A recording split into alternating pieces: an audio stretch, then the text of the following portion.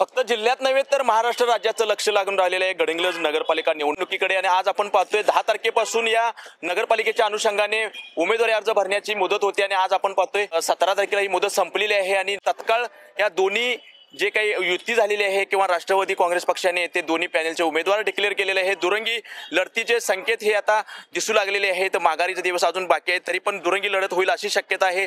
तर आपण जनता दल, जनसुराज, भाजप आणि शिवसेना जी युती झालेली आहे या युतीच्या नेत्या आणि या नगरीच्या माजी नगराध्यक्षा स्वातीताई कोरे आहेत आपल्यासोबत। तर ताई, युती झालेली आहे, तुमची देखील पॅनेल लिस्ट जी आहे ही बाहेर आलेली आहे आणि कशा पद्धतीने ही सर्व घडामोडी घडल्या, युती झालेली आहे, तुम्ही सत्तेत असलेल्या पक्षांच्या बरोबर असणार आहात आणि समोरचा जो पक्ष आहे तो पण सत्तेत असणारा पक्ष आहे, कशा पद्धतीने निवडणुकीला सामोरं जायचं तुमचं सगळी हे प्लॅनिंग असेल? गडिंग्लज नगर परिषदेची सार्वत्रिक निवडणूक लागलेली आहे। फॉर्म भरण्याचा शेवटचा दिवस आहे। आपल्या मार्फत मी महाराष्ट्र राज्याचे उच्च व तंत्र शिक्षण मंत्री आदरणीय चंद्रकांत दादा पाटील, पालकमंत्री आदरणीय आबिटकर साहेब, खासदार धनंजय महाडिक साहेब, आमदार शिवाजीराव पाटील साहेब, आमदार अमलदादा महाडिक आणि या सगळ्यांना एकत्रित आणणारे या युतीचे शिल्पकार आदरणीय विनय कोरे सावकर साहेब, या सगळ्यांचंच मी आपल्या मार्फत मनापासून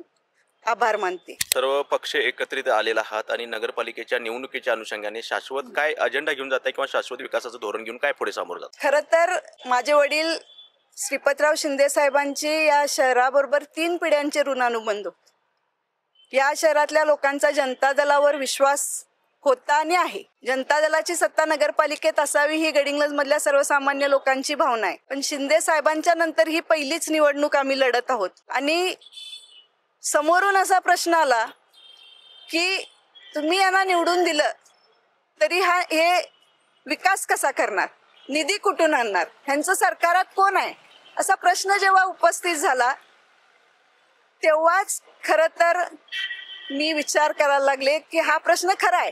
म्हणजे या प्रश्नामुळेच मला तर हे सगळं करण्याची प्रेरणा मिळाली आणि त्यामुळं मी ठरवलं की लोकांचा आपल्यावर विश्वास आहे आणि त्यांच्या विश्वासाला पात्र राहायचं असेल, गडिंग्लज शहराचा जर सर्वांगीण विकास करायचा असेल तर आपल्याला शासनात असलेल्या शक्तींच्या मदतीची गरज आहे। हे सगळं घडवणारे सावकर साहेब, त्यांना आम्ही पहिल्यांदा भेटलो, सावकर साहेबांनी आम्हाला होकार दिला।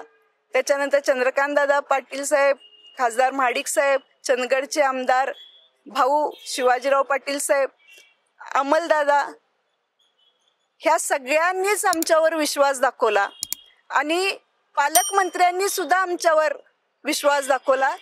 त्यामुळे आम्हाला खात्री आहे की आता लोकांच्या विश्वासाला पात्र राहायला, लोकांच्या ज्या अपेक्षा आमच्याकडून आहेत त्या पूर्ण करायला या सगळ्यांचीच साथ मिळणार आहे।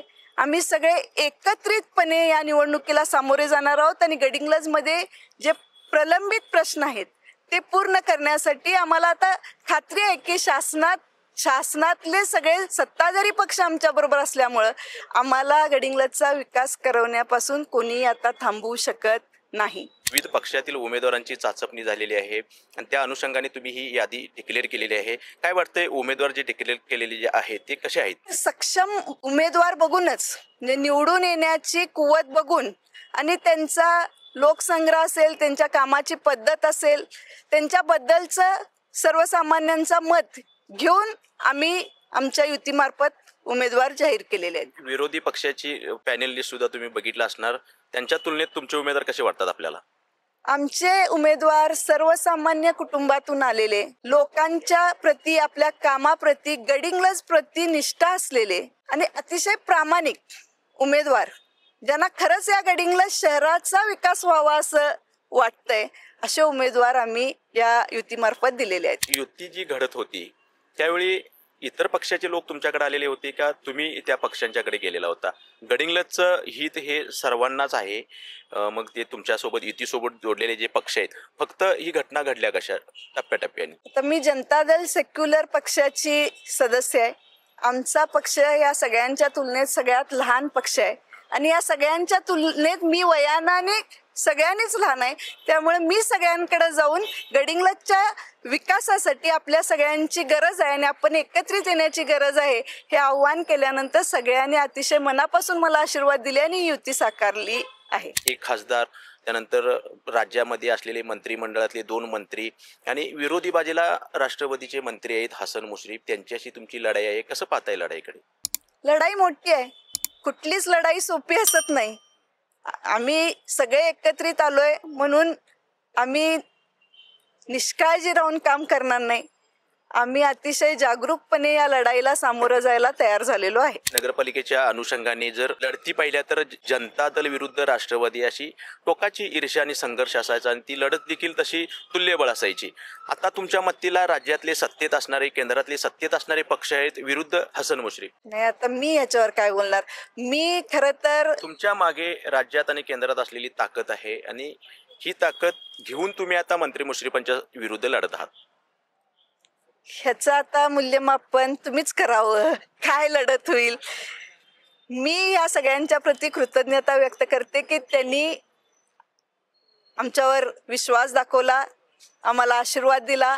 मी म्हटल्याप्रमाणे सावकर साहेबांनी खरं तर आघाडी घेऊन ही सगळी युती घडवून आणली. ते खरं तर या युतीचे शिल्पकार आहेत असं म्हणायला हरकत नाही. त्यामुळं लढाई करायची तर ती जिंकण्यासाठी करायची, ह्याच एका हेतूनं आम्ही हे सगळं घडवून आणलेलं आहे. नगरपालिका निवडणूक लागेल या अनुषंगाने राष्ट्रवादीच्या काही सभा झाल्या, काही कार्यक्रम झाले. दरम्यानच्या काळात जनता दलावर मंत्री मुश्रीफांनी टीका केली की गडिंग्लजचं वाटोळ हे जनता दलानं लावलं. हे त्यांचं मत आहे. मी आता ह्याच्यावर काय बोलू. काय वाटते त्यांची ही टीका आहे? गडिंग्लजकरांना माहिती आहे काय नेमकं वाटोळ केलं की नाही केलं? ते आता गडिंग्लजकर आपल्या मतपेटीतनं उत्तर देतील. आम्ही वाटोळं केलं काय, गडिंग्लजचं चांगलं केलं हे आता मतदार मतपेटीतनं उत्तर देतील. शाश्वत विकासाचं धोरण आजपर्यंत जनता दलानं राबवलं. तुम्ही आता बोलल्याप्रमाणे गडिंग्लजच्या बऱ्यापैकी नागरिकांच्या मनामनात जनता दल आहे. काय शाश्वत विकासाचं असे ठळक काही गोष्टी तुम्ही सांगू शकाल जे गडिंग्लजच्या बदलावला परिणामकारक ठरू शकतात, जे जनता दलानं घडवलेलं आहे? नाही, आज याच्यापूर्वी गडिंग्लजमध्ये जी विकास कामं झाली ती मोठ्या प्रमाणात जनता दलानंच केलेली आहेत हे मी वेळोवेळी सांगत आलेले आहे. पण काही मोठे प्रश्न जे प्रलंबित आहेत, ज्यात सरकारची आम्हाला गरज आहे, मग तो गडिंग्लजचा प्रलंबित असलेला रिंग रोडचा प्रश्न असू देत. हा रिंग रोडचा प्रश्न सोडवणं एवढं सोपं नाही. त्यासाठी आम्हाला मुख्यमंत्र्यांची गरज लागणार आहे, उपमुख्यमंत्र्यांची गरज लागणार आहे. हे सगळं घडून आणायला आम्हाला सावकर साहेबांची गरज लागणार आहे.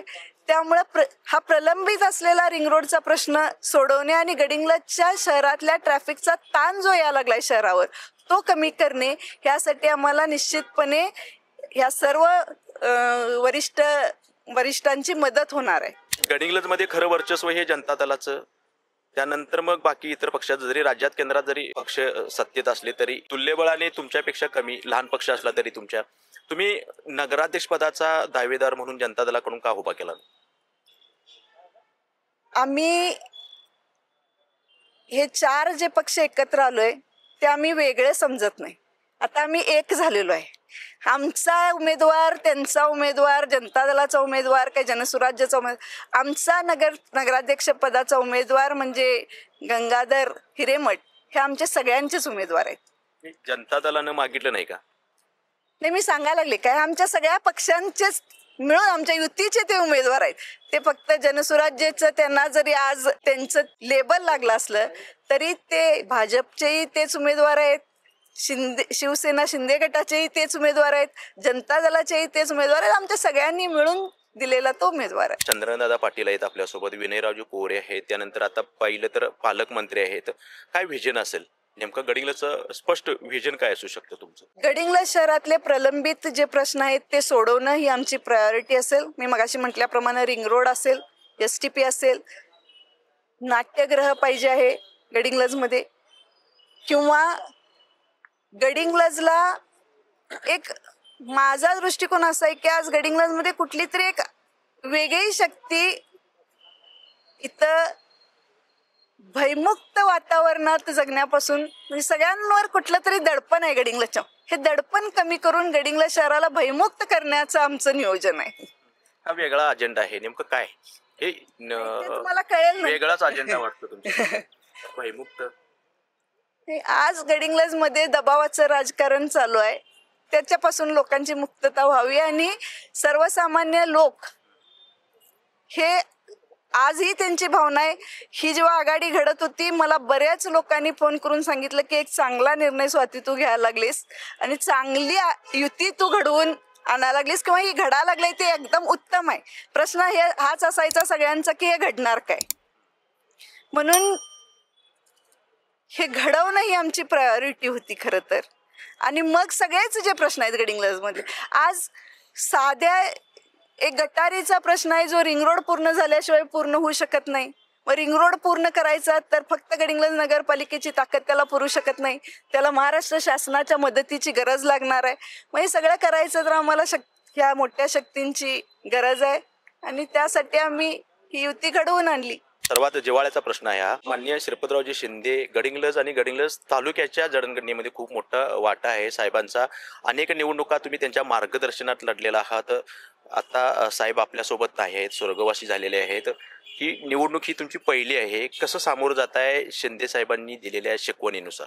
शिंदे साहेबांनी लहानपणापासून सर्वसामान्यांसाठी, गोरगरिबांसाठी, कष्टकऱ्यांसाठी, कामगारांसाठी काम केलं आणि आज त्यांच्या पश्चात शिंदे साहेबांचं हे काम पुढे चालू ठेवायचं असेल तर गेल्या 4 वर्षात प्रशासकाच्या काळात आम्हाला अनंत अडचणींना सामोरं जावं लागलं.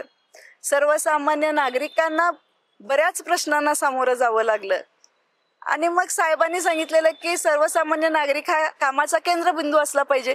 त्या सर्वसामान्य नागरिकाला जर न्याय मिळायचा असेल, न्याय मिळवून द्यायचा असेल तर आजची युती साकारणं गरजेचं होतं. पॅनेल रचना होताना असेल किंवा तुम्ही आता बोलल्या पद्धतीने प्रशासक असताना अनेक अडचणींना सामोरं जावं लागलं. एक लेख म्हणून पप्पांची किंवा आबांची आठवणी आली. अशा प्रसंगामध्ये, वाईट प्रसंगामध्ये अशा काही गोष्टी घडू शकतात? नाही, माझ्या जीवनातली ती पोकळी कधीच भरून निघू शकणार नाही. माझे वडील हे माझं दैवत होतं खरं तर, आणि ते नाहीत आणि त्यांच्या पश्चातली ही पहिली निवडणूक मी लढायला लागले. मला खात्री आहे की मी जे करायला लागले त्याला त्यांचे आशीर्वाद नक्कीच असणार आहेत, कारण त्यांचा अजेंडा हाच होता की आपल्याकडे येणाऱ्या प्रत्येक माणसाचं काम झालं पाहिजे. आम्ही जो अनुभव गेली 4 वर्ष घेत होतो तो ह्याच्यापेक्षा खूप विरोधी अनुभव आम्हाला मिळत होता.